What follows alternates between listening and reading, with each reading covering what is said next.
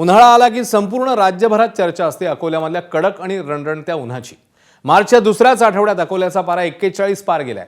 अकोल्याचा सर्वाधिक रहदारी असलेल्या न्यू तापडिया नगरच्या रेल्वे क्रॉसिंगवर नागरिकांच्या उन्हापासून बचावासाठी ग्रीन नेटचा मंडप हा टाकण्यात आलाय।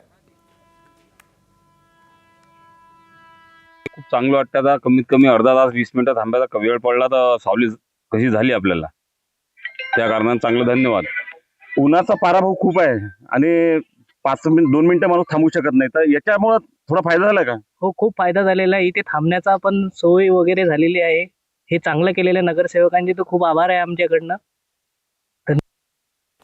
राज्यामध्ये उन्हाचा तडाखा दिवसेंदिवस तीव्र होतोय। अनेक भागात तापमान झपाट्याने वाढतंय। अशातच पुण्यासह संपूर्ण महाराष्ट्रात लक्षणीय वाढ होतीये, अशी माहिती सखाराम सानप यांनी दिली। वाढत्या उष्णतेच्या पार्श्वभूमीवर नागरिकांनी घराबाहेर पडताना योग्य ती काळजी घ्यावी असं आवाहन करण्यात आलंय।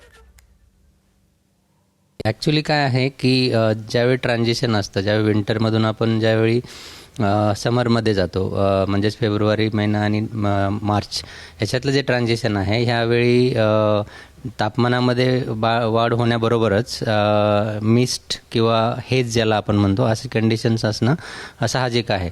तर जे काही मुंबईमध्ये आपण बघतोय तर ते धुकं नसून हे मिस्ट किंवा हेज आहे।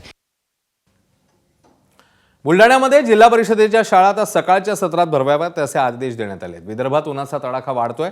बुलढाणा जिल्ह्यातही तापमान वाढतंय। जिल्ह्याचं तापमान 39च्या पार पोहोचलंय। या तापमानाचा परिणाम आता जिल्हा परिषद शाळेवर होतोय। विद्यार्थ्यांना या तापमानाचा कोणताही त्रास होऊ नये म्हणून हा निर्णय घेण्यात आला।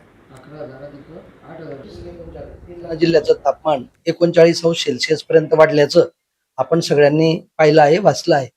तर या वाढत्या तापमानाचा ग्रामीण भागातल्या तसेच शहरातल्या कोणत्याही विद्यार्थ्याला कोणताही त्रास होऊ नये हा हेतू डोळ्यासमोर ठेवून आपण माननीय मुख्य कार्यकारी अधिकारी गुलाबराव खरात साहेब यांच्या आदेशाने बुलढाणा जिल्ह्यातल्या सगळ्या जिल्हा परिषदच्या शाळा, खाजगी प्राथमिक शाळांची वेळ आपण आजपासून सकाळची केलेली आहे।